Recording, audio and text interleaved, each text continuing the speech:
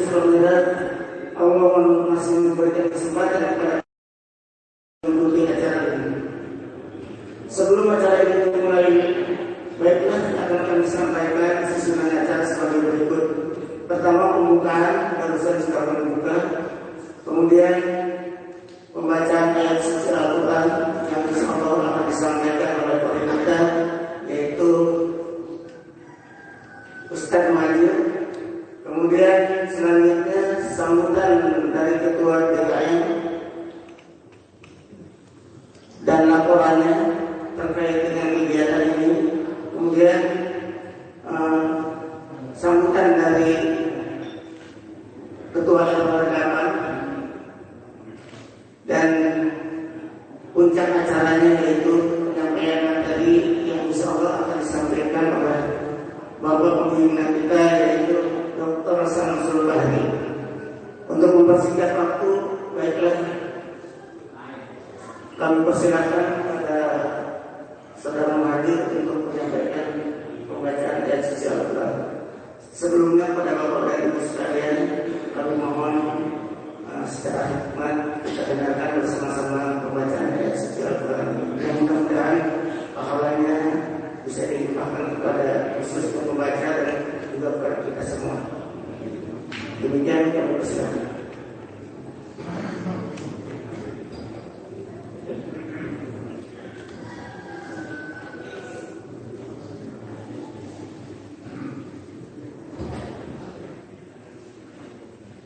Assalamualaikum warahmatullahi wabarakatuh.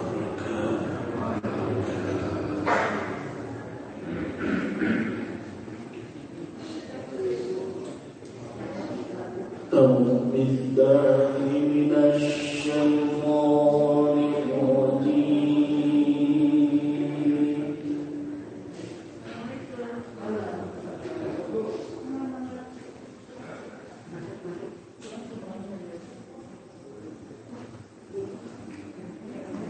بسم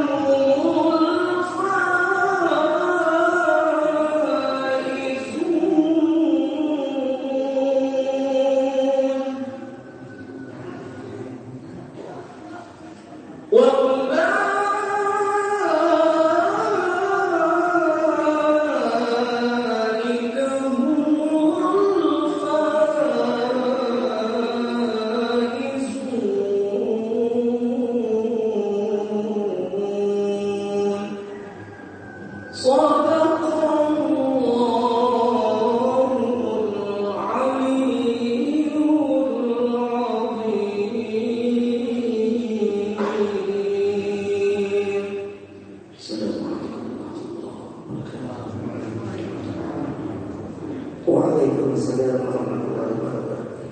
Terima kasih Ustaz Muhammad atas pembacaan ayat suci Al-Quran. Mudah-mudahan dengan pembacaan ayat suci Al-Quran ini kita dirahmati oleh Allah, diberikan taufik hidayah sebagiannya dan pahalanya juga disampaikan kepada kita semua. Untuk selanjutnya acara berikutnya yaitu sambutan dari Ketua DPR yang sekaligus akan menyampaikan laporan kegiatan ini. Pada Ketua DPR dipersilakan 5 menit maksimal.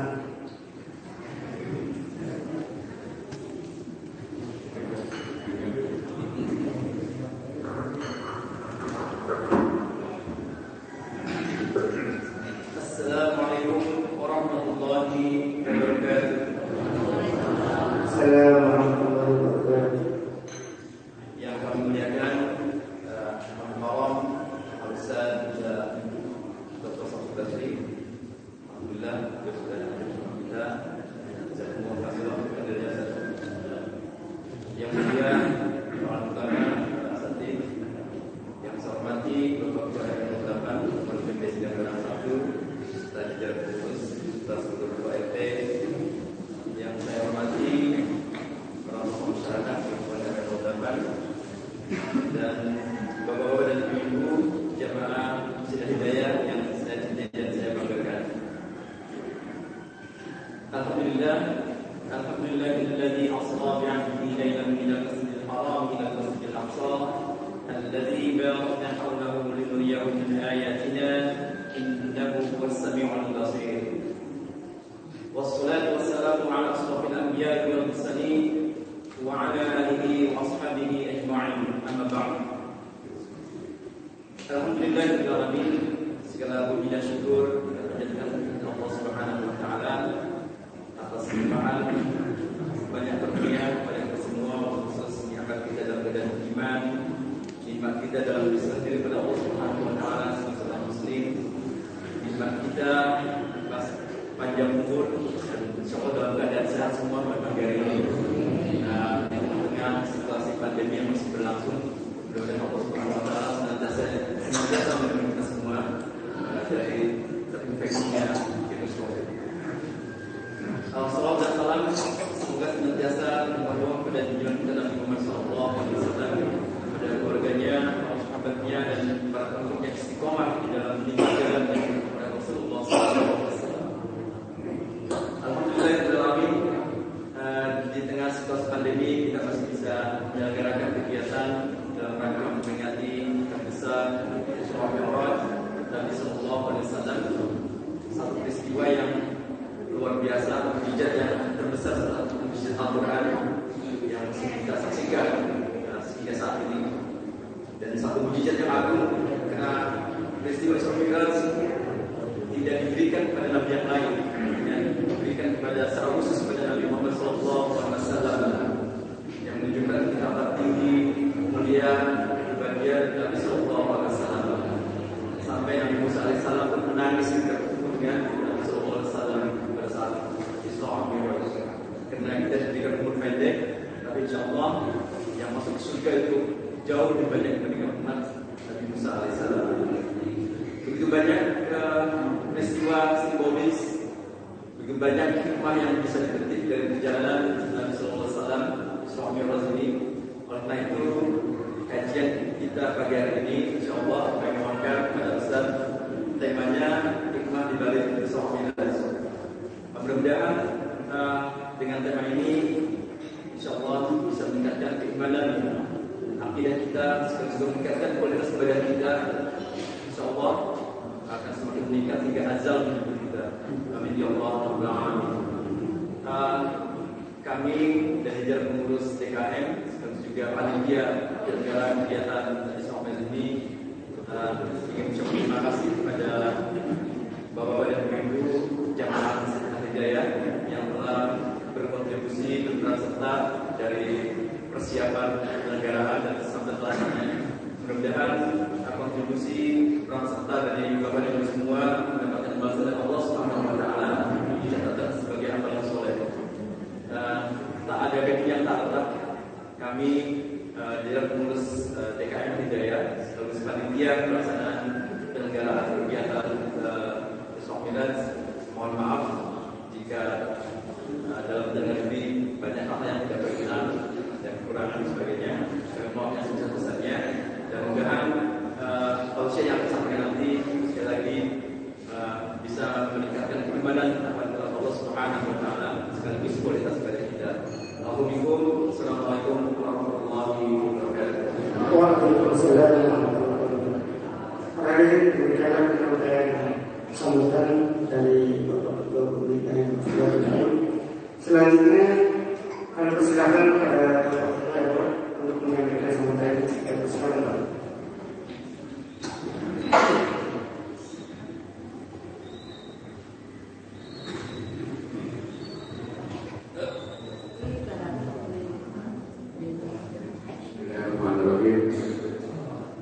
Assalamualaikum warahmatullahi wabarakatuh. Waalaikumsalam warahmatullahi wabarakatuh.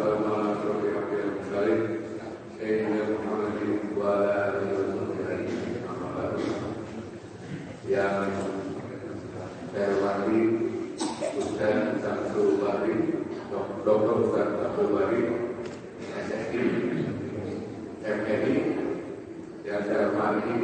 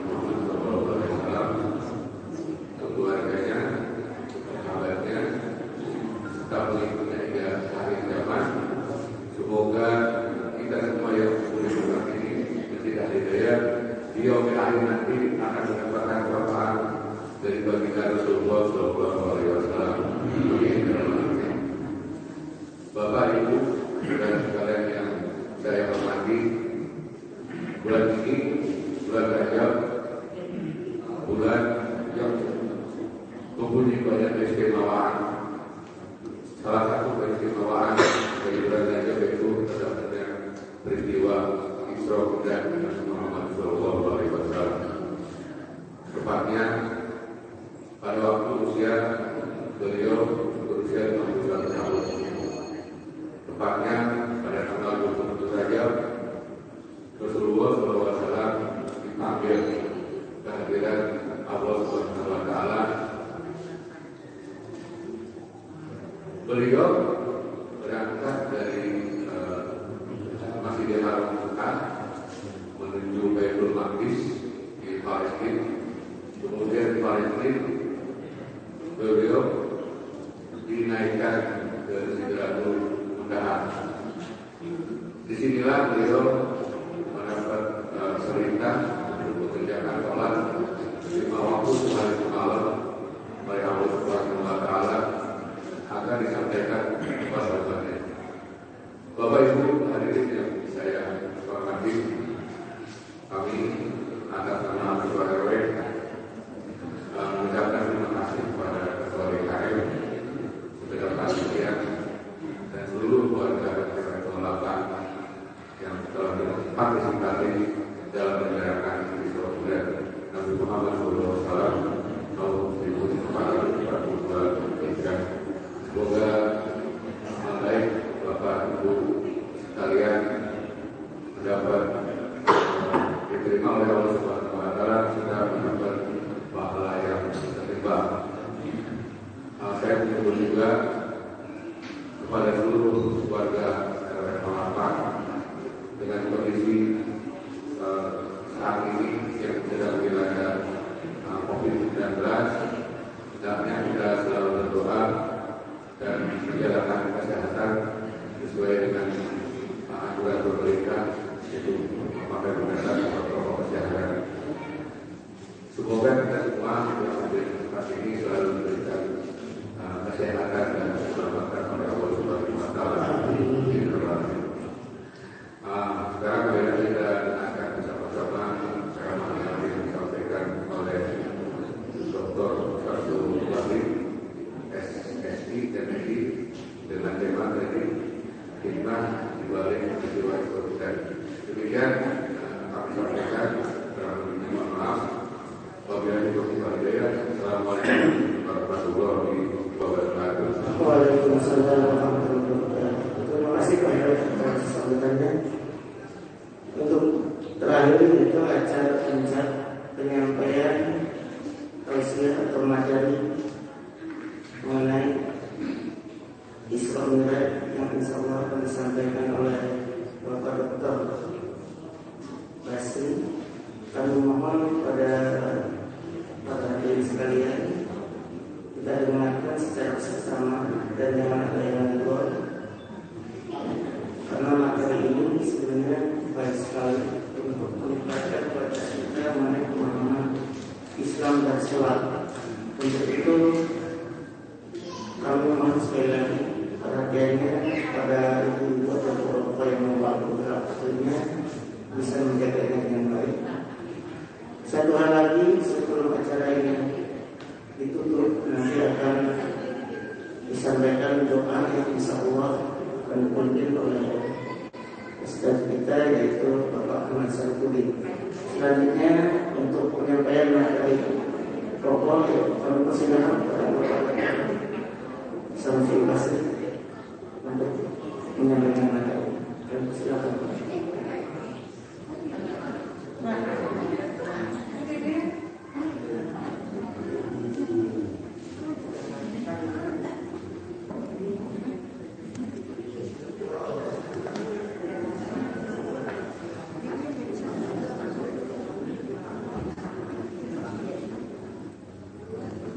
Bismillahirrahmanirrahim. Assalamualaikum warahmatullahi wabarakatuh.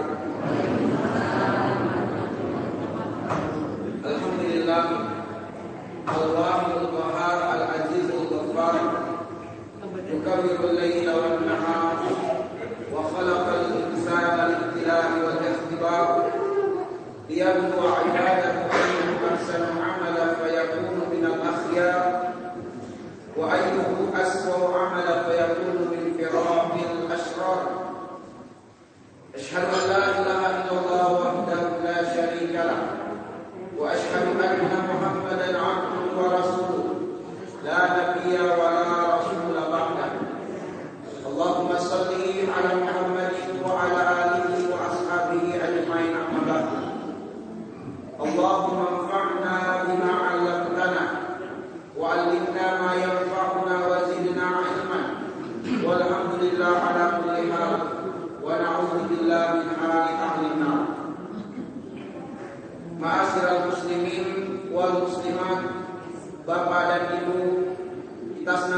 senantiasa berharap dan terus berdoa kepada Allah.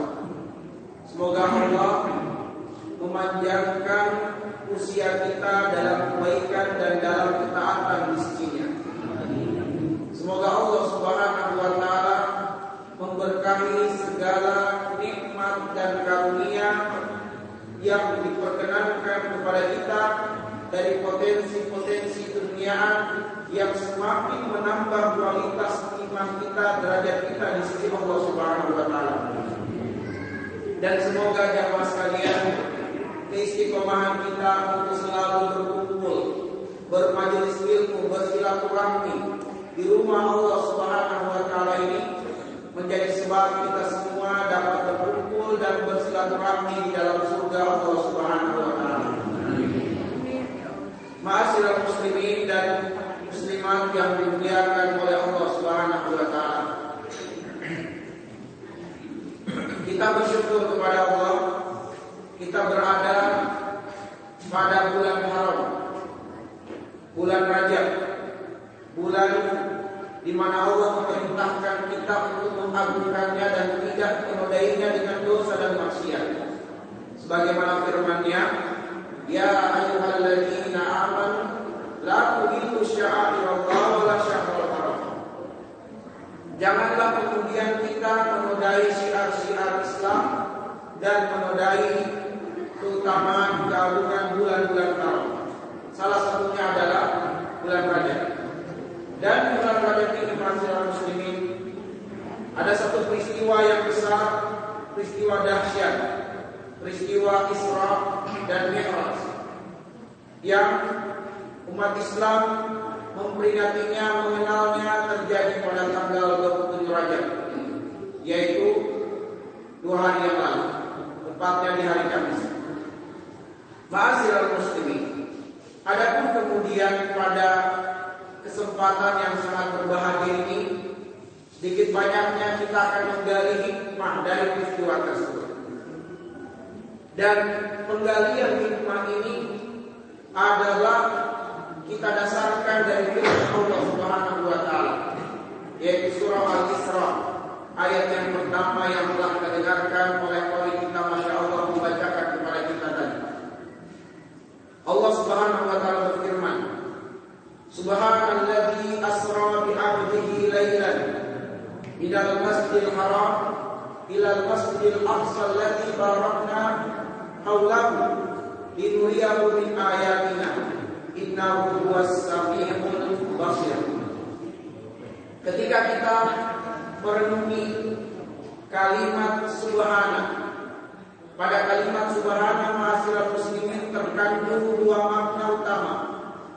Makna yang pertama adalah at-tanzih dan makna yang kedua adalah at-ta'zim. At-tanzih artinya adalah penyucian, penafian, peniadaan, bahwa tidak mungkin Allah menempel padanya sifat-sifat rendahan. Tidak mungkin Allah tersifati dengan kekurangan. Tidak mungkin Allah melekat padanya kelemahan, kekurangan, atau jauh dari kesempurnaan. Itu mustahil. Sebab itulah subhana mengandung makna yang pertama, penyucian, membersihkan Allah, menjauhkan Allah dari sifat-sifat ar-razilah, sifat-sifat rendah, sifat-sifat kekurangan, sifat-sifat kelemahan. Makna yang kedua adalah at-ta'zim, pengagungan, bahwa Allah Maha Mulia, Allah Maha Tinggi dalam 4 hal. Maha Mulia dan Maha Tinggi dalam nama-namanya, Maha Mulia dan Maha Tinggi dalam sifat-sifatnya, Maha Mulia dan Maha Tinggi pada kemampuannya, dan Maha Mulia serta Maha Tinggi pada perbuatannya. Sehingga ma'asyiral muslimin, pada kalimat subhana di awal ayat ini, Allah Azza wa Jalla yang telah mengagungkan dirinya, Allah yang telah menghebatkan dirinya, Allah yang telah menjauhkan dirinya dari sifat-sifat rendahan, untuk membuka kesadaran kita bahwa peristiwa Isra dan Mi'raj adalah peristiwa yang sangat dahsyat, dari Allah yang sangat jauh dari kekurangan, dari Allah yang maha sempurna. Subhana, maha suci Allah. Alladzi asra bi 'abdihi lailan, yang telah memperjalankan hambanya pada satu malam. Ketika kemudian para ulama tafsir menggali tentang penggalan ayat bi 'abdihi, hambanya, yaitu baginda Nabi sallallahu alaihi wasallam, maka dengan disebutkan bi 'abdihi bahwa peristiwa Isra dan Mi'raj itu, bahwa Nabi sallallahu alaihi wasallam diperjalankan oleh Allah dengan jasadnya dan juga ruhnya. Bukan hanya ruhnya saja, tetapi dengan jasad dan dengan ruh beliau diperjalankan oleh Allah Subhanahu wa taala. Asra, dialah Allah yang memperjalankan. Kenapa memperjalankan? Karena ma'asyiral muslimin, perjalanan dari Masjidil Haram ke Masjidil Aqsa yang jaraknya adalah 1.500 km, dan tentu jarak tempuh itu tidak sebagaimana kondisinya sekarang ini, tapi di masa dahulu bebukitan, bebatuan, terjal dan seterusnya. Yang untuk kendaraan tercepat pada masa itu, perjalanan tempuh paling minimal 1 bulan, rata-ratanya 2 sampai 3 bulan. Itu adalah kendaraan tercepat pada masa itu dengan kuda. Tetapi kemudian Rasulullah SAW menempuh perjalanan dari Masjidil Haram ke Masjidil Aqsa pada sebagian malam itu hanya beberapa menit saja dengan kendaraan buruk, sehingga ini sangat susah diterima oleh akal, sangat susah dicerna dan dipahami oleh orang-orang yang tidak beriman kepada Allah Subhanahu wa taala. Ma'asyiral muslimin, betul bahwa Nabi sallallahu alaihi wasallam tidak akan mungkin melakukan perjalanan itu dengan sendirinya. Tidak akan mungkin Nabi melakukan perjalanan itu dengan kekuatannya, tidak. Tetapi Nabi sallallahu alaihi wasallam diperjalankan oleh Allah yang maha sempurna, maha kuat dan jauh dari kekurangan atau kelemahan.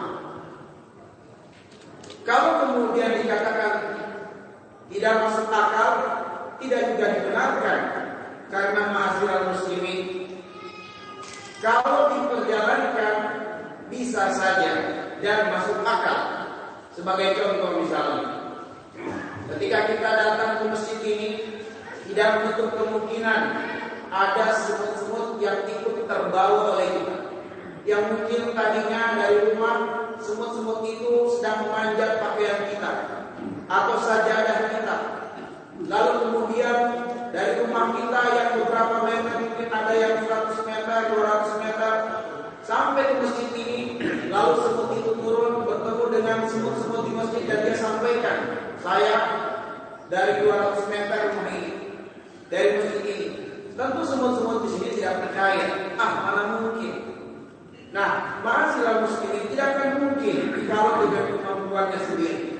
Tetapi ketika diperjalankan bahwa kita layak telah memperjalankan seperti itu, maka hal ini adalah masuk akal. Jadi ma'asyiral muslimin, tidak akan mungkin Nabi dengan kemampuannya sendiri, melainkan Allah lah yang maha hebat, maha kuat yang telah memperjalankannya dengan jasa dan juga dengan ruhnya. Lailan, pada sebagian malam, minal masjidil haram ilal masjidil aqsa alladzi barakna haulahu linuriyahu min ayatina, untuk supaya kami memperlihatkan kepadanya tanda-tanda kebesaran kami. Ma'asyiral muslimin, azani Allah wa iyyakum ajmain. Kalau kita memiliki buku sirah nabawi dari berbagai penulis, silakan kita buka, kita baca tentang peristiwa Isra dan Mi'raj. Ternyata kita dapati banyak para ulama yang berbeda pendapat dalam mengenai waktu dan tahun pelaksanaan atau terjadinya Isra dan Mi'raj itu. Kita buka buku tafsir, misalnya tafsir Ibnu Katsir. atau tafsir As-Sa'di yang sudah diterjemahkan, atau tafsir Buya Hamka dari ulama Indonesia sendiri, kita lihat ayat pertama Al-Isra, kita buka tafsirnya, ternyata pun para ulama tafsir mereka berbeda pendapat terkait dengan waktu terjadinya Isra dan Mi'raj, dari tanggalnya, bulannya, dan tahunnya. Bahkan Imam An-Nawawi rahimahullah ta'ala, pembaharu mazhab Syafi'iyah, yang kemudian di beberapa masjid bukunya banyak, di antaranya adalah kitab Riyadhus Shalihin, hadis Al-Arba'in An-Nawawiyah. Itu adalah Imam An-Nawawi penulisnya, dan Imam An-Nawawi ini merupakan pembaharu mazhab Syafi'iyah. Beliau memilih pendapat bahwa Isra dan Mi'raj terjadi pada tanggal 27 Rabiul Awal. Ulama yang lain berpendapat terjadi pada tanggal 10 Muharram. Ulama yang lain berpendapat terjadi pada bulan Syawal. Ada yang berpendapat terjadi pada bulan Zulqa'dah, dan ada pendapat terjadi pada tanggal 27 Rajab. Dan inilah yang banyak diikuti oleh mayoritas umat Islam di Indonesia pada tanggal 27 Rajab. Namun kita harus menerima kenyataan ini, ma'asyiral muslimin, bahwa para ulama sirah, para ulama al-ahlul hadis, para ulama tafsir, mereka ternyata berbeda pendapat dalam mengenai waktu terjadinya Isra dan Mi'raj. Bahkan para ulama ahlul hadis pun berbeda dalam menceritakan tentang siapa-siapa yang dijumpai oleh Nabi Sallallahu Alaihi Wasallam di langit pertama, di langit kedua, di langit ketiga, sampai ke langit ketujuh. Siapakah nabi-nabi yang ditemui oleh baginda Rasulullah Sallallahu Alaihi Wasallam? Ternyata pun berbeda-beda. Dalam hal peristiwa nasihat Musa alaihissalam kepada Nabi Sallallahu Alaihi Wasallam, dalam kaitannya dengan pelaksanaan sholat yang tadi 50 waktu menjadi 5 waktu, atas nasihat Musa sehingga Rasulullah menghadap kembali kepada Allah meminta rukhsah dan keringanan. Itu pun juga para ulama ahlul hadis berbeda pendapat. Ada yang mengatakan Nabiullah Muhammad SAW bertemu dengan Nabiullah Musa di langit kelima. Ada yang berpendapat di langit yang keenam, dan ada yang berpendapat di langit yang ketujuh. Ma'asyiral muslimin, mengapa ini harus kita sampaikan? Supaya terbuka hati dan pikiran kita bahwa di dalam Islam, ketika kita berbicara sejarah, penekanannya bukan pada waktu, bukan pada tempat, tetapi penekanan yang sangat mendasar dalam sejarah Islam adalah tentang peristiwanya. Apa peristiwa yang terjadi? Jangan sampai kita melupakan peristiwa yang terjadi, sebab inilah yang paling inti dalam sebuah sejarah. Makanya di dalam Al-Quran kita tidak temukan ketika Allah mengangkat kisah para awliya tidak disebutkan pada tanggal kapan terjadinya, tetapi peristiwa apa yang terjadi itulah yang disebutkan oleh Allah. Demikian pula ahlul hadis. Ma'asyiral muslimin, kita tinggalkan dulu perbedaan-perbedaan itu. Kita lihat apa yang menjadi persamaan di antara pendapat-pendapat para ulama. Ternyata para ulama bersepakat bahwa peristiwa Isra dan Mi'raj itu ada dua penekanan utamanya, ada dua hikmah utamanya. Hikmah yang pertama, masyarakat muslimin, adalah at-tasliyah. Apa itu at-tasliyah? Yaitu penguatan Allah untuk Nabi Sallallahu Alaihi Wasallam, sekaligus untuk menghibur Nabi Sallallahu Alaihi Wasallam setelah orang-orang kafir Quraisy melakukan boikotan terhadap Nabi dan umat Islam selama 3 tahun, dari tahun ke-7 setelah kenabian sampai tahun ke-10 setelah kenabian. 3 tahun umat Islam diboikot, diisolasi, ditutup akses-aksesnya, di mana tidak boleh ada yang berjual beli dengan umat Islam, tidak boleh ada yang mengajak bicara umat Islam, tidak boleh ada yang menikahkan anaknya dengan umat Islam. Diboikot, ditutup jalur ekonominya, diembargo, tidak boleh keluar dari wilayah isolasi. Sehingga umat Islam dalam kelaparan, dalam kemiskinan, dalam keadaan menderita. Dan pada tahun ke-10 tahun kesedihan. Sebab pada tahun itu meninggal paman Nabi sallallahu alaihi wasallam Abu Thalib. Meninggal pula istri tercintanya Khadijah radhiyallahu anha. Lalu kemudian orang-orang kafir senang dan gembira sebab sudah tidak ada lagi yang mau melindungi Nabi. Sebab yang melindungi dan menjaga Nabi adalah pamannya sudah tiada. Akhirnya kemudian Rasul setelah berakhir pemboikotan itu melakukan perjalanan ke Taif untuk mendapatkan dukungan dan pembelaan dari masyarakat Taif. Tapi kemudian masyarakat Taif justru mencela menghina Nabi. Bahkan pemuda-pemuda Taif melempari Nabi dengan bebatuan, sehingga Rasulullah SAW pakaian beliau yang tadinya berwarna putih menjadi merah karena darah beliau bercucuran. Beliau berjalan dengan kesedihan, darah bercucuran, hingga kemudian datanglah dua malaikat. Malaikat menjaga dua gunung dari arah timur dan barat. Lalu kemudian malaikat itu berkata kepada baginda Nabi sallallahu alaihi wasallam, "Ya Muhammad, kalau engkau menghendaki, Allah sudah memberikan kewenangan kepada kami dan kami diperintah oleh Allah untuk mengikuti apa yang engkau inginkan. Jika engkau berkehendak untuk membinasakan kaum Taif, maka kami akan benturkan dua gunung ini sehingga tak satu di antara mereka yang hidup." Tapi Rasulullah sallallahu alaihi wasallam dengan kemurahan hatinya, beliau memaafkan penduduk Taif. Beliau bahkan berharap dan berdoa, semoga dari keturunan Taif lahir ulama-ulama Islam. Ma'asyiral muslimin azanillahu wa iyyakum ajmain. Inilah penekanan yang pertama bahwa Allah memberlakukan, Allah Subhanahu wa taala menghendaki terjadinya Isra dan Mi'raj sebagai tasdiyah, hiburan Allah dan penguatan Allah untuk Nabi-Nya sallallahu alaihi wasallam. Penekanan yang kedua ma'asyiral muslimin adalah bahwa peristiwa Isra dan Mi'raj itu adalah penekanannya adalah sholat 5 waktu, sholat secara berjamaah.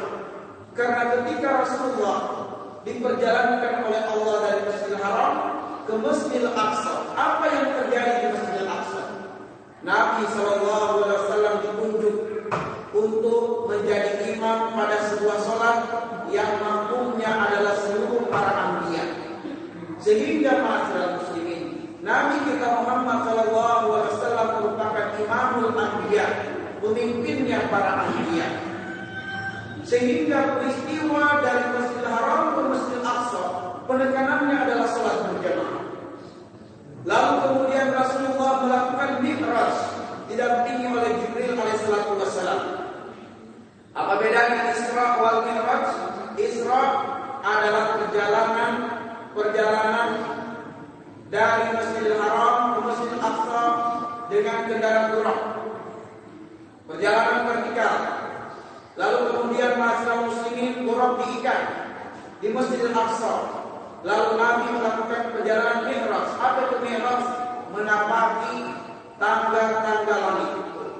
Dalam Al-Quran ada surat Al-Ma'arij yang artinya adalah tangga-tangga langit. Jadi Nabi dari Masjidil Aqsa ke langit 1, ke langit 2 sampai ke Sidratul Muntaha bukan lagi dengan kendaraan buraq, tetapi dengan tangga-tangga langit, dengan Mi'raj, didampingi oleh Jibril alaihissalatu wassalam. Dari Masjidil Aqsa, ini perjalanan horizontal ma'asyiral muslimin menuju kepada Allah Subhanahu wa taala.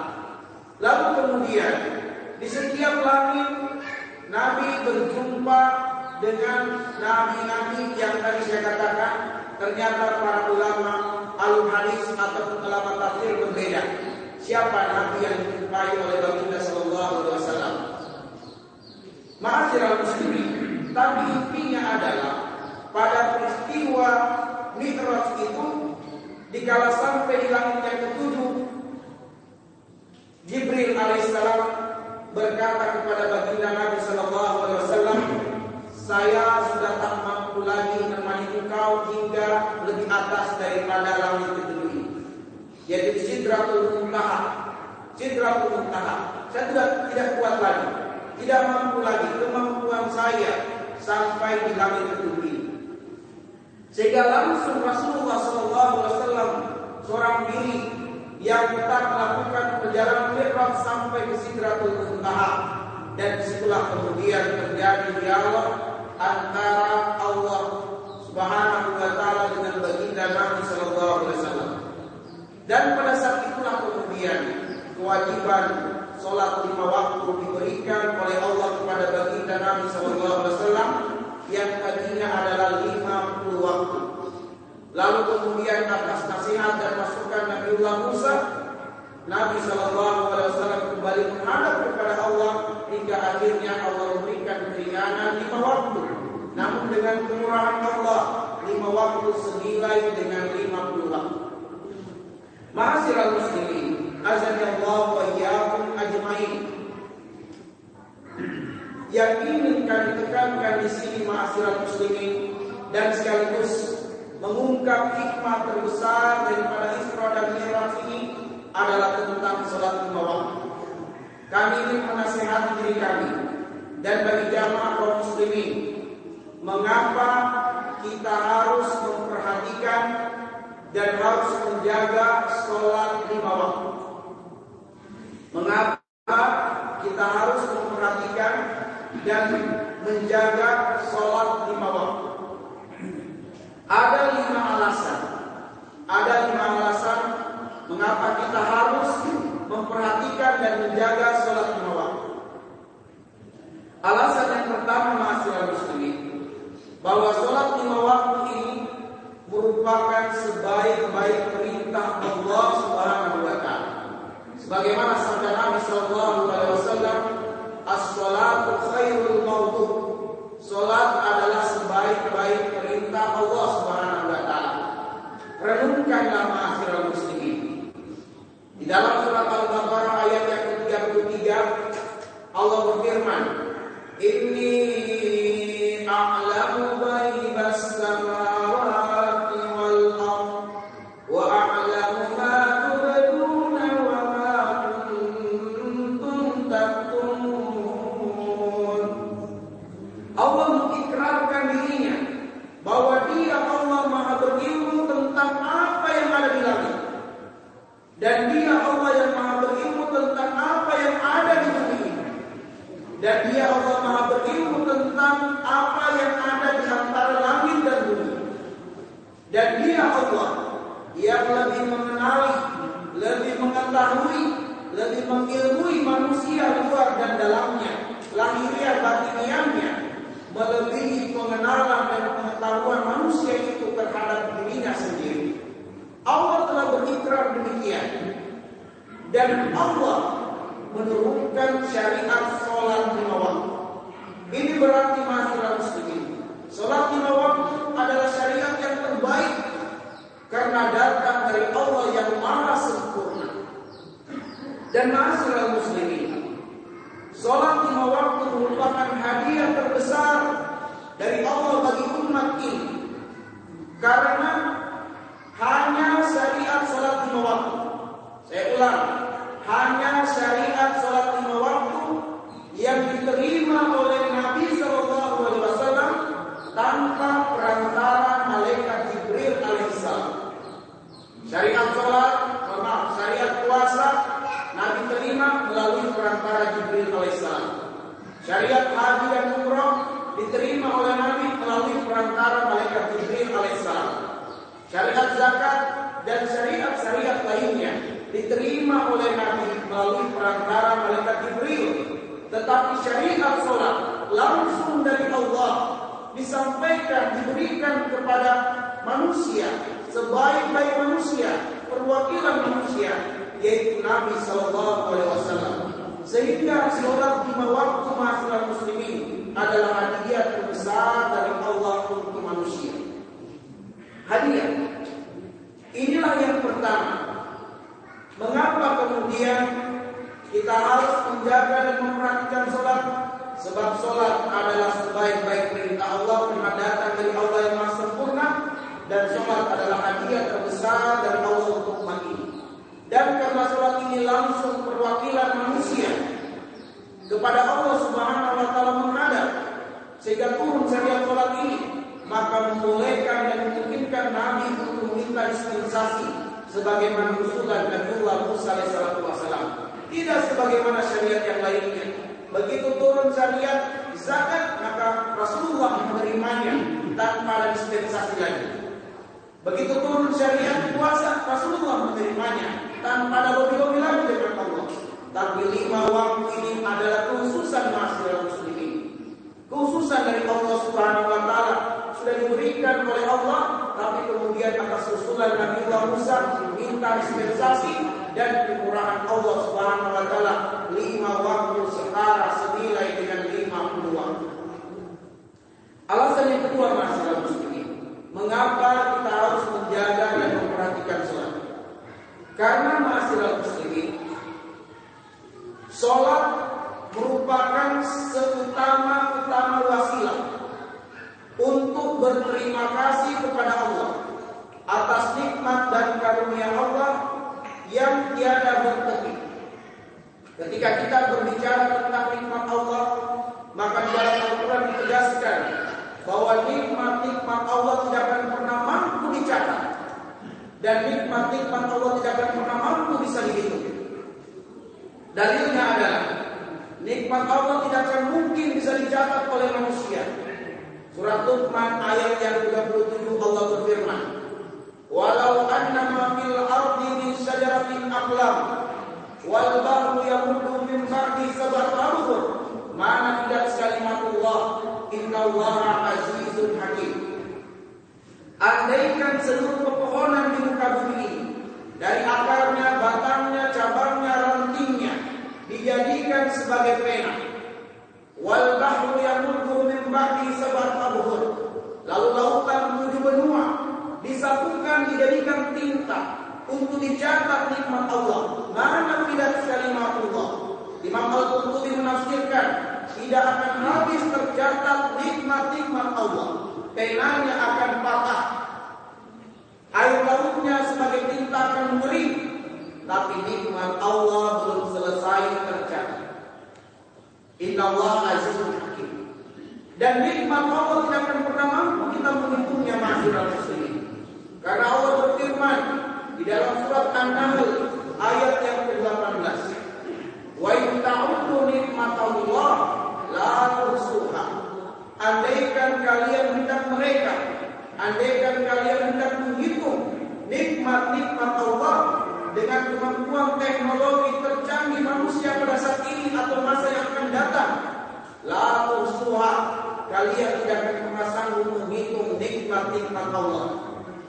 Sebagai bukti masyarakat muslimin, sudah dilakukan riset dan penelitian bahwa tak ada seorang manusia pun di muka bumi ini yang bisa menghitung jumlah bulu matanya. Gak ada masyarakat muslimin, gak ada yang bisa menghitung jumlah bulu matanya sendiri, gak ada. Silakan gunakan jernih, begitu mata berkedip Anda akan lupa pada hitungan yang mana, pada lembaran yang mana. Betapa lamanya kita, nikmat bulu mata sendiri tidak akan terhitung. Ibu-ibu sekalian, 1 menit yang lalu sudah berapa kali matanya berkedap-kedip? Ya. Masya Allah, setiap nikmat yang Allah berikan melahirkan, menurunkan nikmat-nikmat lagi. Misalnya nikmat mata, bisa melihat. Berapa banyak nikmat yang diturunkan dari nikmat mata. Nikmat berbicara, berapa banyak nikmat-nikmat baru yang dilahirkan dari nikmat berbicara.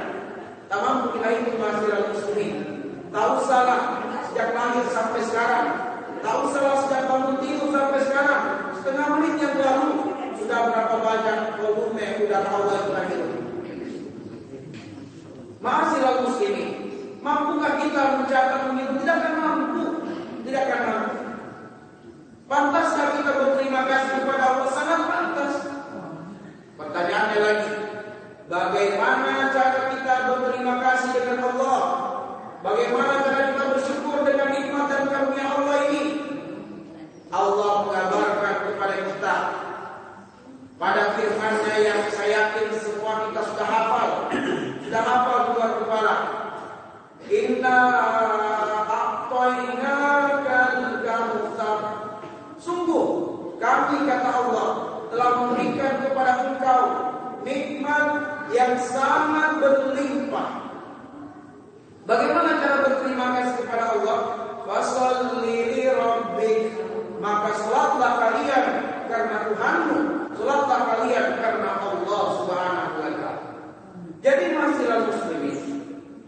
Kenapa kita harus menjaga dan memperhatikan sholat?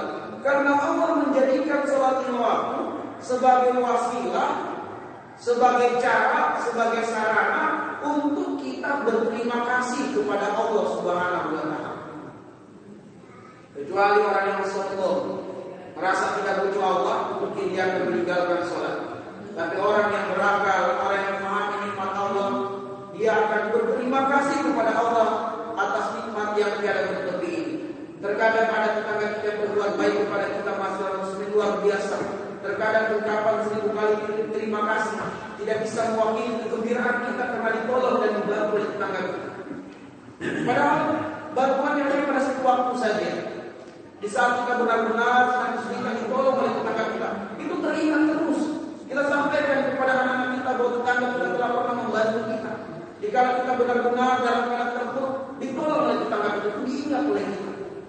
Tapi nikmat-nikmat Allah Nasrul Muslimin luar biasa.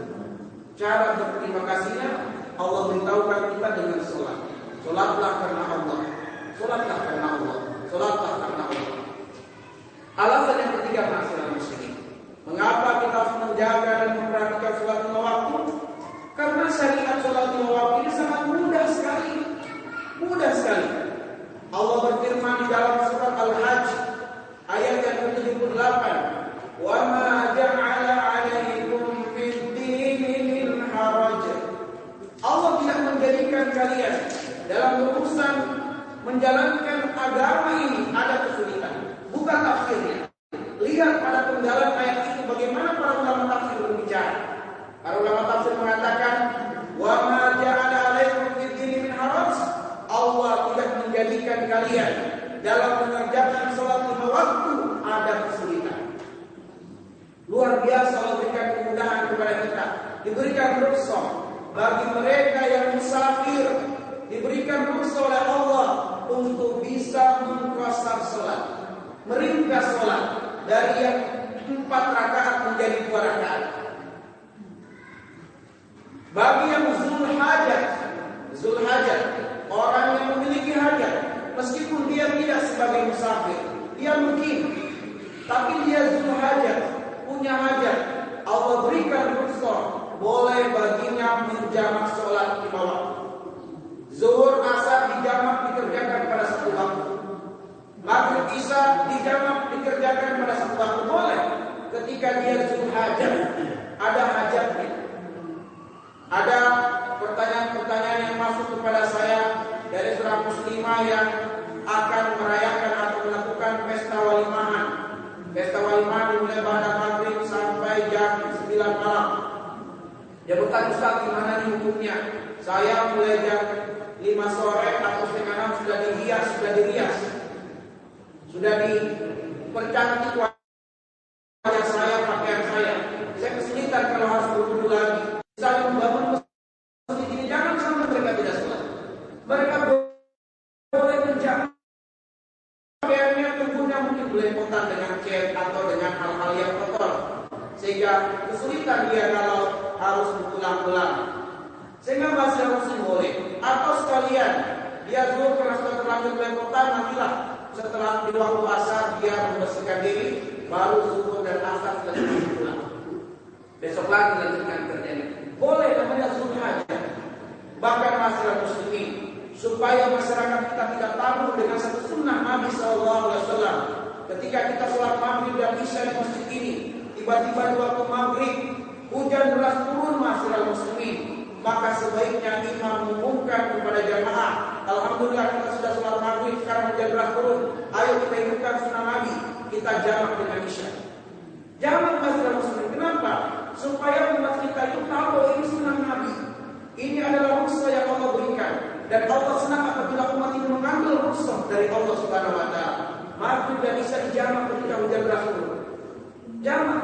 Tapi nanti di waktu isya tetap muazin mengumandangkan azan, sebab ada ahlul bait, orang-orang yang di rumah yang menunggu waktu sholat dengan azan dikumandangkan. Tapi mereka maghrib isya sudah selesai, dia jamak, dia pulang ke rumahnya, tidak terbebani lagi untuk datang di waktu isya karena hujan deras. Boleh masyarakat muslim, sekali-kali lakukanlah supaya kemudian umat Islam tahu bahwa ini adalah hal yang dirusakkan dalam Islam. Ini Ini hal yang diajarkan Nabi dan dipraktikkan oleh sahabat-sahabat Nabi sallallahu alaihi wasallam. Kemudian masyarakat muslimin, Allah mengatakan yuridullahu bikumul yusra wa la yuridu bikumul usra. Allah itu menginginkan kemudahan. Allah tidak menginginkan kesulitan. Wattaqullaha mastata'tum. Bertakwalah kepada Allah sesuai kemampuan. Kalau kita tidak mampu berdiri dalam sholat, boleh duduk dalam sholat. Tidak mampu duduk, boleh dalam kondisi baring. Tidak mampu menggerakkan tangan-tangannya dan kakinya, boleh dengan kedipan mata. Tidak mampu juga kedipan mata, boleh dengan hati, dengan niat bahwa dia sedang berruku, dia sedang sujud. Betapa mudahnya Allah berikan kepada kita masyarakat muslimin. Betapa mudahnya. Inilah alasan yang ketiga, mengapa kita harus menjaga dan memperhatikan sholat waktu. Karena Allah menjadikan syariat sholat ini sangat-sangat mudah bagi umat Islam. Alasan yang keempat, masyarakat muslimin, mengapa kita harus memperhatikan dan menjaga sholat lima waktu? Karena ternyata sholat lima waktu ini mengungkap jati diri muslim. Sholat lima waktu ini sekali lagi mengungkap jati diri muslim. Sebab sholat lima waktu kata Rasulullah, as-sholatu miftahu kulli khairin. Sholat lima waktu itu adalah kunci semua kebaikan. Di dalam Al-Quran, kita buka surah Al-Mu'minun, ayat pertama sampai dengan ayat yang ke-11. Di ayat yang pertama Allah berfirman, qad aflahal mu'minun. Sungguh telah beruntunglah orang-orang mukmin itu. Lalu kemudian ayat yang kedua sampai dengan ayat yang ke-9 Allah menyebutkan sifat, Allah menyebutkan karakter mukmin yang dijamin beruntung itu. Di ayat yang ke-10 Allah mengatakan ulaika humul warisun. Mereka lah orang-orang yang akan mewarisi. Apa yang mereka warisi? Alladzina yarisunal firdaus hum fiha khalidun. Mereka akan mewarisi surga Firdaus dan mereka kekal di dalamnya. Tapi masyarakat muslimin, bagaimanakah sifat dan karakter mukmin yang dijamin beruntung itu, yang dijamin akan mewarisi surga Firdaus? Perhatikan ayat kedua sampai ayat yang ke-9. Ternyata masyarakat muslimin, karakter utamanya, sifat utamanya adalah salat. Alladzina hum fi sholatihim khashi'un. Mereka adalah orang-orang yang ketika mengerjakan sholat, dikerjakan sholat dalam keadaan tenang, dalam keadaan khusyuk, tidak tergesa-gesa, tidak terburu-buru di dalam sholat. Lalu kemudian ayat ketiga, keempat, kelima, keenam, ketujuh, kedelapan Allah menyebutkan sifat-sifat dan karakter-karakter yang lainnya. Dan perhatikan di ayat yang ke-9 Allah menutup sifat dan karakter itu dengan surat walladzina hum ala shalawatihim yuhafizun. Mereka adalah orang-orang yang senantiasa menjaga sholatnya. Jadi masyarakat muslimin, Allah menjadikan sholat itu pembuka kebaikan orang-orang mukmin, dan Allah menjadikan sholat sebagai penutup kebaikan orang-orang mukmin. Itulah makna as-sholatu miftahul khair. Sholat adalah kunci kebaikan. Maka sholat ini adalah ukuran jati diri seorang muslim, jati diri seorang mukmin. Buka lagi surat Al-Ma'arij di ayat yang ke-19 sampai dengan ayat yang ke-35. Pada ayat itu, ayat 19 sampai ayat 21 Allah menyebutkan ada dua tabiat buruk manusia. Dua tabiat buruk yang memang Allah ciptakan manusia dengan dua tabiat buruk itu. Allah mengatakan, innal insana khuliqa halu'a, idza massahu syarru jazua, wa idza massahu khairu manu'a.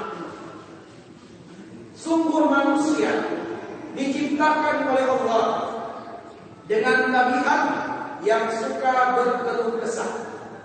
Idza massahu syarru jazua, apabila manusia ditimpa dengan keburukan, ditimpa dengan kesulitan, kesusahan, cenderungnya manusia itu berputus asa. Ada yang sampai bunuh diri karena pandemi ini panjang umur. Bunuh diri dia masih muslim, tidak tahan, dia berputus asa dengan kondisi dia sudah di PHK, susah dapat kerja dan seterusnya. Berputus asa. Wa idza massahul khairu manuha. Dan apabila mereka manusia ditimpa dengan kebaikan, ditimpa dengan harta berlimpah, condong dan cenderungnya manusia berlaku bakhil, pelit. Ini adalah dua tabiat buruk yang Allah menciptakan manusia dengannya. Bahwa tabiat buruk ini ada pada manusia. Ma'asyiral muslimin, tapi kemudian Allah membuang dan menjauhkan dua tabiat buruk ini terhadap orang-orang yang Allah sebutkan karakter-karakternya. Dari ayat yang ke-22 sampai ayat 34, Allah sebutkan karakter-karakter manusia yang akan dibuang, dijauhkan dari dua tabiat buruk tadi. Dan ternyata karakter yang paling utama adalah salat. Karena Allah mengatakan alladzina hum ala salat illal musallin, kecuali orang-orang yang salat. Orang-orang yang salat dihilangkan, dijauhkan dari dua tabiat ini. Siapa mereka yang salat itu? Alladzina hum ala salatihim daimun, yaitu orang-orang yang istiqomah menjalankan salat lima waktu. Di tengah sebelum pandemi dia salat lima waktu di rumah Allah. Di waktu pandemi tetap salat lima waktu di rumah Allah, kecuali regulasinya masjidnya ditutup. Tapi selagi masjid terbuka, dia salat lima waktu. Baik sebelum pandemi ataupun meskipun dalam kondisi pandemi, tetap salat lima waktu. Kenapa? Karena Allah menginginkannya warka'u ma'ar raki'in. Rukuklah kalian bersama dengan orang-orang yang rukuk, yaitu salat dengan berjamaah. Lalu kemudian di ayat yang ke-34 Allah menuntut sifat-sifat karakter-karakter yang dijamin terbebas dari sifat bakhil, terbebas dari sifat keluh kesah. Di ayat yang ke-34 ditutup dengan salat tadi. Walladzina hum 'ala salatihim yuhafizun. Mereka adalah orang-orang yang menjaga salat lima waktu. Jadi masyiral muslimin, salat lima waktu adalah miftahul khair, kuncinya kebaikan. Inilah alasan yang kedua. Alasan yang terakhir, mengapa kita harus menjaga dan memperhatikan salat lima waktu. Karena masyiral muslimin, kitalah yang butuh salat. Kita yang butuh salat. Mengapa kita yang butuh salat? Sebab kita yang butuh Allah. Allah berfirman, ya ayuhan nas, antumul fuqara ila Allah, wallahu huwal ghaniyyul hamid. Wahai manusia, kamulah yang butuh Allah. Allah tidak butuh manusia. Allah Maha Kaya, Allah Maha Sempurna. Karena kita butuh Allah Subhanahu wa taala, maka kita harus mendekatkan diri kepada Allah. Dan Allah menjadikan salat lima waktu merupakan mi'raj umat Islam. Jadi masyiral muslimin, ketika kita salat lima waktu itu kita sedang bermi'raj. Kita sedang melakukan perjalanan untuk semakin dekat dengan Allah, sehingga antara Allah dengan hambanya tidak ada hijab ketika dalam pelaksanaan salat lima waktu. Tidak ada hijab, terutama di waktu sujudnya masyiral muslimin. Tidak ada hijab antara hamba dengan Allah Tuhannya. Maka karena itulah kemudian salat ini merupakan mi'raj. Di waktu salat ini kita sampaikan hajat-hajat kita kepada Allah. Kita memohon penjagaan dan perlindungan Allah Subhanahu wa taala. Maka karena kita butuh Allah, maka kita butuh salat, karena Allah menjadikan salat sebagai mi'rajnya umat Islam ini. Kenapa kita butuh salat masyiral muslimin? Karena Rasulullah menyabdakan, awwalu ma yuhasabu bihi al-'abdu yaumal qiyamah as-shalah. Idza saluhat sa'irul amali wa idza fasadat sa'irul amali. Kalau salatnya bagus, semua amalan-amalannya, hajinya, puasanya, zakatnya dipandang baik oleh Allah. Tapi kalau salatnya buruk, semua amalan-amalannya menjadi buruk. Kemudian masyiral muslimin, ternyata yang dijamin masuk ke dalam surga Allah, dijamin akan mendapatkan kemuliaan di dalam surga, adalah mereka yang menjaga sholat 5 waktu sebagaimana ayat yang kita bacakan tadi. Al-Mu'minun ayat 1-11 dan juga surat Al-Ma'arij ayat yang ke-19 sampai ayat yang ke-35.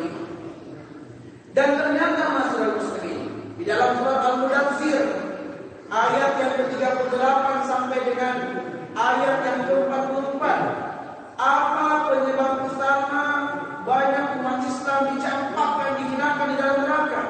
Kalau orang kafir jelas, tapi ini umat Islam banyak yang dicampakkan dan dihinakan di dalam neraka. Apa penyebabnya? Di dalam surat Al-Mudaththir disebutkan Allah Subhanahu wa taala setelah memasukkan golongan-golongan kanan ke dalam surga, yaitu mukmin-mukmin yang sejati, mukmin-mukmin yang soleh. Setelah mereka semuanya berada di dalam surga, lalu berkumpul dengan keluarga-keluarganya, karena Allah Subhanahu wa taala menyampaikan ila ahli masrura, mereka yang membangun keluarga mukmin di dunia ini akan dikumpulkan dengan keluarganya, sehingga suami akan ketemu dengan istrinya, ketemu dengan orang tuanya, anak ketemu orang tuanya, orang tua ketemu anaknya.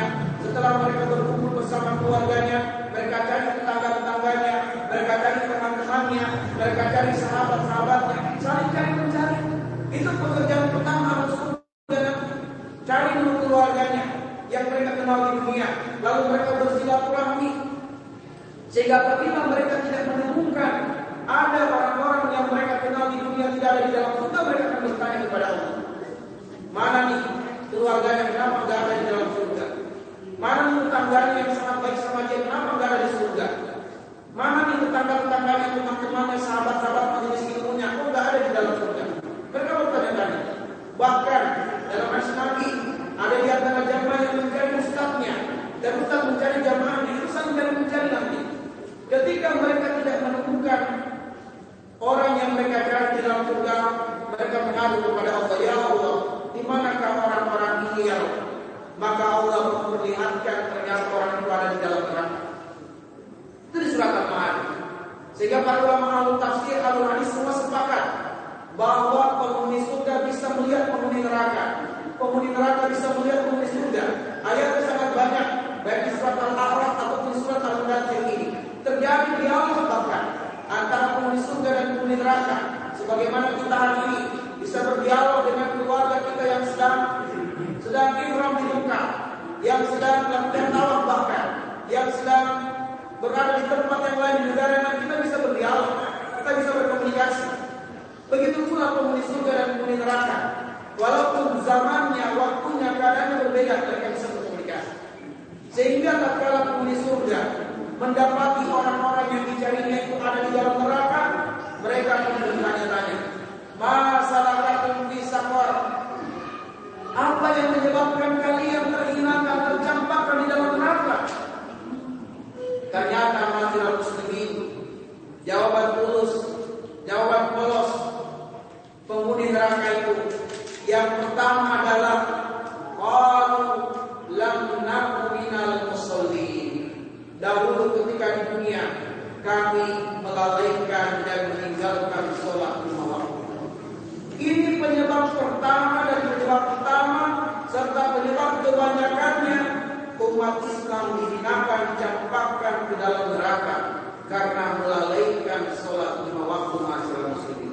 Masalah kamu bisa kau, apa yang menyebabkan kalian terhinakan, tercampakkan di dalam neraka? Mereka mengatakan qalu lam naku minal musallin, karena kami dahulu di dunia adalah orang-orang yang melalaikan sholat 5 waktu. Walam naku nut'imul miskin, kami adalah orang yang bakhil, yang pelit, yang tidak mau berbagi dengan orang-orang miskin, yang tidak mau menyantuni orang-orang yang susah. Wa kunna nakhudhu ma'al khaidin, kami selalu bergaul. Kami bergaul dengan teman-teman yang tidak sholat. Kami bergaul dengan teman-teman yang melalaikan ketaatan kepada Allah. Wa kunna nukadzibu biyaumiddin, dan kami tidak memperhatikan tentang datangnya kematian. Kami tidak peduli dengan neraka saat itu di dunia. Kami tertawa, kami bahagia dalam kesenangan dunia, kami lupa dengan akhirat. Hatta atana al-yaqin, datanglah kematian kepada kami dan kami tidak bertobat. Inilah penyebabnya masyarakat muslimin. dan ternyata penyebab utamanya dan kebanyakannya adalah karena sholat lima waktu. Masyaallah muslimin, saya menutup materi ini dengan mafhumul mukhalafahnya, pemahaman kebalikan. Tadi saya sebutkan 5 alasan mengapa kita harus menjaga dan memperhatikan sholat lima waktu. Karena yang pertama, syariat sholat adalah syariat yang terbaik dari Allah, hadiah dari Allah. Yang kedua, karena sholat lima waktu wasilah terbesar untuk berterima kasih kepada Allah. Yang ketiga, karena sholat lima waktu sangat mudah sekali pelaksanaannya. Yang keempat, sholat lima waktu adalah kunci kebaikan dan mengungkap dari diri muslim dan mukmin sejati. Dan yang kelima, kitalah yang untuk Allah Subhanahu wa taala, dan Allah menjadikan syariat sholat sebagai wasilah untuk dapat menghadap kepadanya sebagaimana firman-Nya, wasta'inu bis-sabri was-shalah. Mintalah pertolongan kepada Allah dengan sabar dan sholat. Nah, mafhumul mukhalafahnya, apabila seseorang melalaikan sholat lima waktu, bahkan meninggalkan sholat lima waktu, apa konsekuensinya, apa akibatnya? Yang pertama, dia menuduh bahwa syariat sholat bukanlah syariat yang terbaik dari Allah Subhanahu wa taala. Yang kedua, dia merasa tidak perlu berterima kasih dengan Allah atas nikmat-nikmat yang Allah telah berikan padanya. Yang ketiga, dia menuduh syariat sholat ini berat. Syariat sholat ini menyusahkan. Syariat sholat ini menghalangi rezeki. Makanya banyak para sopir angkut kita yang tidak sholat. Banyak sopir angkut kita yang demi mengejar penumpang, dia tinggalkan kewajiban sholat. Bagaimana kalau kecelakaan tabrakan meninggal dunia belum sholat? Banyak para pekerja-pekerja kita, pelaku-pelaku bisnis ekonomi yang tidak sholat. Mereka luar biasa berbicara bisnis ekonomi tapi tidak sholat, alhamdulillah. Tertipu oleh dunia masyarakat muslim. Karena dia menuduh sholat itu menghalangi rezekinya. Dia menuduh sholat itu dapat mengurangi rezekinya.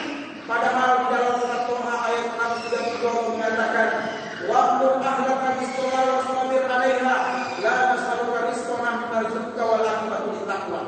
Perintahkan keluargamu menjaga mendirikan sholat, bersabar tidak sholat, karena sholat tidak akan menghilangkan rezeki. Sholat tidak akan mengurangi rezeki. Kami tidak akan mengambil rezekimu dengan sholat. Nahnu narzuquka, kami akan menambah rezekimu dengan sholat. Kami akan memberikan rezeki kepadamu. Wal 'aqibatu lit-taqwa, balasan terbaik bagi orang-orang yang bertakwa kepada Allah. Ketika seseorang tidak sholat, melalaikan sholat, maka ma'asyiral muslimin radhiyallahu wa iyyakum ajmain, dia menuduh bahwa sholat tidak benar, mengungkap jati diri mukmin. Sholat itu bukan kuncinya kebaikan. Dan yang terakhir, bahwa orang-orang yang tidak sholat itu, ma'asyiral muslimin, dia merasa tidak butuh Allah. Dia merasa sholat ini bukanlah jembatan untuk dapat bermunajat dengan Allah. Dengan kata lain, dialah orang-orang yang sombong yang berjalan di muka bumi ini. Sehingga Allah mengatakan, wala tamshi fil ardi maraha innaka lan tahrijal arda wa lan tablughal jibala tula kullu dzalika kana sayyuhu inda rabbika makruha. Janganlah kau berjalan di muka bumi sebagai orang yang sombong, yang merasa tidak butuh Allah. Apa contohnya ketika dia tidak sholat? Innaka lan tahrijal arda wa lan tablughal jibala tula. Kamu tidak akan pernah bisa membelah bumi ini dan menyamai tingginya gunung. Sedangkan kesombongan, kejahatan yang amat sangat dibenci oleh Allah Subhanahu wa taala. Ma'asyiral muslimin azanillahu wa iyyakum, melalui nasihat ini, melalui peringatan Isra dan Mi'raj yang kita jalankan ini, semoga Allah memberkahi pertemuan kita semua. Semoga Allah menambah ilmu kita semua, dan semoga Allah menjadikan kita yang hadir ma'asyiral muslimin dan saudara muslim kita yang mendengarkan di luar masjid ini, mereka menjadi ahli sholat, diketuk dan digerakkan hati oleh Allah untuk istiqomah menjalankan sholat lima waktu sampai datang kematian. Dan semoga kita semua, sebagaimana Allah memudahkan dan mengizinkan pertemuan dan perkumpulan ini di rumahnya yang mulia ini, di tempat semulia-mulia tempat di muka bumi ini, semoga Allah mempertemukan kita semua di tempat yang terbaik di akhirat nanti di dalam surganya. Kita bersilaturahmi, kita saling sapa menyapa, dan kita semua tidak ada satupun yang terpisahkan dari surga Allah Subhanahu wa taala. Nasallallahu ayyajalana minal ladzina yastami'una al-qawla wa yattabi'una ahsana. Subhanakallahumma bihamdika asyhadu an la ilaha illa anta astaghfiruka wa atubu ilaik. Assalamualaikum warahmatullahi wabarakatuh. Waalaikumsalam warahmatullahi wabarakatuh. Hadirin sekalian, demikianlah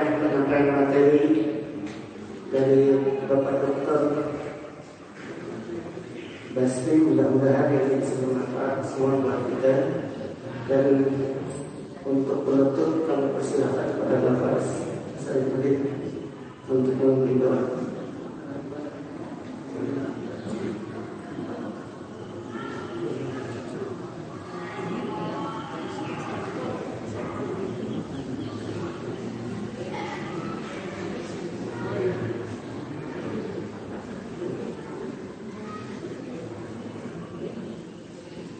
Assalamualaikum warahmatullahi wabarakatuh. Waalaikumsalam.